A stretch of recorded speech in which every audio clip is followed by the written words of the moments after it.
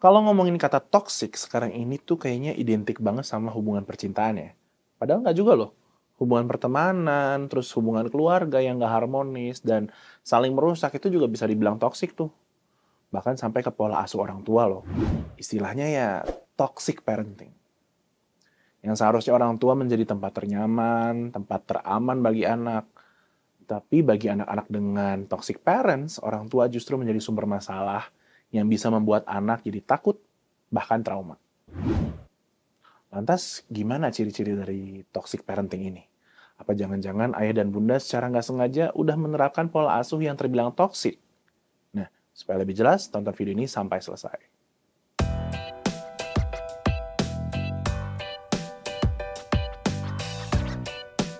Halo, saya Dr. Abi dari Halo Dokter. Seringkali berawal dari prinsip ingin memberikan yang terbaik bagi anak, cukup banyak nih orang tua yang justru jadi mewajarkan segala macam perilaku saat mengasuh anaknya. Sampai-sampai akhirnya nggak disadari juga bahwa pola asuh yang diterapkan ternyata bersifat toksik nih. Coba langsung aja kita bahas kali ya, apa aja ciri-ciri dari toxic parenting. Yang pertama nih, ketidakmampuan orang tua dalam mengontrol emosi, sehingga gampang banget buat marah, dan bahkan sering juga meluapkan emosinya kepada anak, meskipun sebenarnya cuma masalah yang sepele. Bahkan, toxic parents juga nggak akan segan-segan nih buat marahin atau bahkan mencaci maki anaknya di depan banyak orang sekalipun. Banyak juga yang bilang kalau hal ini perlu dilakukan untuk membangun mental yang kuat pada anak sih. Tapi sebenarnya emang harus gitu-gitu banget ya? Nah, lanjut ke yang kedua nih. Toxic parents selalu ingin mengontrol anak. Mereka cenderung nggak memberi anak itu ruang pribadi untuk mengambil keputusan sendiri. Karena mereka menganggapnya tuh, anaknya itu akan pasti memutuskan hal-hal yang salah dan ujungnya itu bakal dia sesali kok. Dengan kata lain, orang tua merasa bahwa saran-saran dari mereka lah yang selalu benar dan pastinya akan melindungi anak. Akibatnya, semua perilaku anak akan dikontrol, akan dikendalikan oleh mereka. Kalau sang orang tua maunya A, ya pokoknya harus A. Nggak ada komunikasi yang baik antara tujuan orang tua dengan kemampuan sang anak. Kemudian ciri-ciri yang ketiga, ada juga nih toxic parents yang merasa bersaing dengan anak. Waduh, mungkin kesannya nggak masuk akal ya, masa sih orang tua nggak mau kalah dari anaknya sendiri? Jangan salah, ini fakta loh. Jadi, toxic parents itu nggak merasa senang kalau anaknya mencapai suatu keberhasilan, bahkan bisa jadi justru merasa iri. Lalu ketika anaknya gagal, toxic parents malah cenderung suka mempermalukannya dan membuat anak itu menjadi down. Selanjutnya yang keempat ya, yaitu menuntut anak mewujudkan cita-cita orang tuanya. Misalnya, orang tua nggak berhasil menjadi seorang dosen. Nah, sejak dini anaknya dituntut abis-abisan harus berhasil menjadi seorang dosen. Jadi mau apapun dan gimana pun caranya, cita-cita orang tuanya ini harus terwujud lewat anaknya. Dan toxic parents akan acuh juga dengan passion ataupun keinginan yang sebenarnya anaknya pengen wujudkan. Terus ciri-ciri toxic parenting yang kelima adalah memberikan tanggung jawab yang nggak sesuai dengan umur anak. Contoh ya, anak usia sekolah dipaksa menjaga rumah sendirian karena orang tuanya harus pergi ke suatu tempat di saat yang bersamaan. Atau alih-alih menyediakan waktu bermain bersama teman-teman sebayanya, toxic parents justru terus-menerus menuntut anaknya yang masih duduk di bangku sekolah dasar untuk belajar di rumah atau melakukan pekerjaan rumah tangga secara berlebihan tanpa interaksi sosial yang cukup. Lalu, ciri-ciri toxic parenting yang terakhir adalah melakukan kekerasan pada anaknya. Dan ini nggak harus selalu dengan cara memukul atau menendang ya.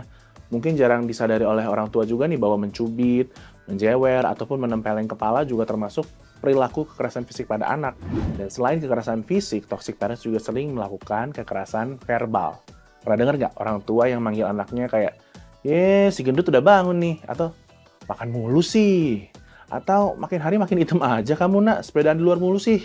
Ya mungkin sepele ya, dianggap cuma ngeledek anaknya doang atau lucu-lucuan doang, tapi sebenarnya ini termasuk hinaan atau bullying bagi anak loh. Bahkan kalau kita berkaca, kita nih sebagai orang dewasa kalau dikomentarin fisiknya itu bisa tersinggung kan? Ya apalagi anak-anak dikatain begitu sama orang tuanya sendiri lagi. Sadar nggak?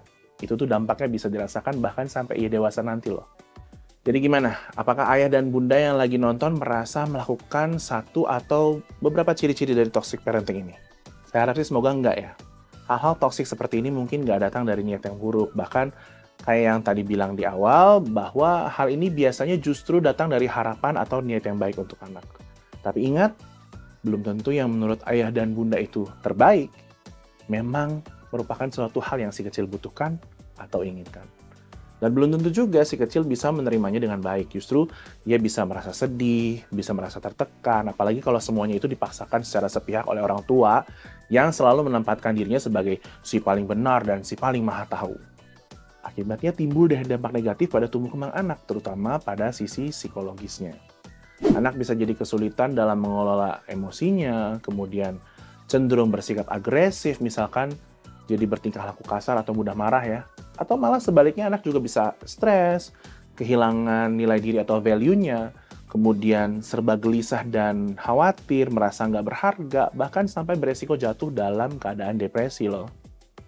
Dan ini bukan karena anaknya yang cengeng atau lemah ya, melainkan dampak dari bagaimana ia tumbuh dalam keadaan yang tidak kondusif dan tidak pernah berpihak kepadanya sepenuh hati. So, kalau ayah dan bunda udah merasa telanjur menerapkan toxic parenting, ayo coba deh untuk berhenti denial dan jangan gengsi untuk berubah dan memperbaiki pola asuh. Berusahalah pelan-pelan untuk menurunkan ego dan mulai mengenal kembali cara merawat anak yang lebih baik. Misalkan dengan cara membuka pikiran dan benar-benar mendengarkan apa yang anak katakan. Kemudian hargai keinginannya dengan sepenuh hati.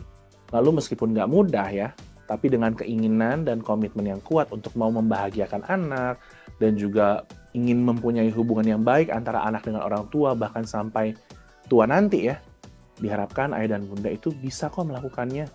Tapi kalau sulit dilakukan, ayah dan bunda juga bisa mencoba berkonsultasi dengan psikolog. Nggak perlu sungkan, karena justru ini adalah tindakan yang bijak sebagai orang tua. Bukan hanya untuk anak, tapi juga untuk diri ayah dan bunda sendiri. Sebagai langkah awal, ayah dan bunda bisa juga berkonsultasi dulu secara online kayak yang ada di aplikasi Alo Dokter. Di situ ayah dan bunda bisa coba ceritakan segala situasi yang terjadi dan sampaikan keinginan ayah dan bunda untuk memperbaiki semuanya. Di aplikasi Alo Dokter, psikolog akan memberikan respons yang sesuai dengan kebutuhan, serta secepat dan seakurat mungkin.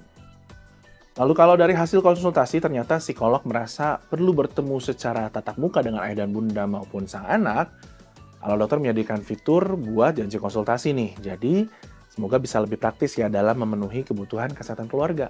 Dan kalau belum punya aplikasinya, ayah dan bunda bisa download Alo Dokter di Google Play ataupun App Store setelah video ini selesai. So, menjadi orang tua memang bukanlah peran yang mudah dijalankannya. Tentunya perlu usaha dan juga pengorbanan yang besar. Tapi, prinsip dasarnya itu adalah untuk menjalin hubungan yang baik antara anak dengan orang tua. Kemudian juga melihat anak tumbuh dengan sehat dan bahagia. Kalau kita punya prinsip seperti itu, maka diharapkan peran orang tua bisa dijalani dengan sebaik mungkin. Semangat ya ayah dan bunda. Oke, segitu dulu informasi dari saya kali ini. Kalau masih ada pertanyaan lebih lanjut seputar toxic parenting ataupun pola asuh orang tua lainnya, ayah dan bunda bisa chat dokter ataupun psikolog anak langsung di aplikasi Alo Dokter ya. Selanjutnya mau bahas topik kesehatan apa lagi nih? Misalnya pola asuh seperti apa sih yang dianjurkan demi masa depan anak yang lebih cerah? Langsung aja komentar di bawah. Dan buat yang belum subscribe, klik tombol subscribe sekarang yuk. Ini supaya ayah dan bunda selalu up to date sama beragam informasi kesehatan termasuk tentang anak di channel ini. Salam buat si kecil ya ayah dan bunda, stay safe, stay healthy, dan hidup sehat bersama Alo Dokter.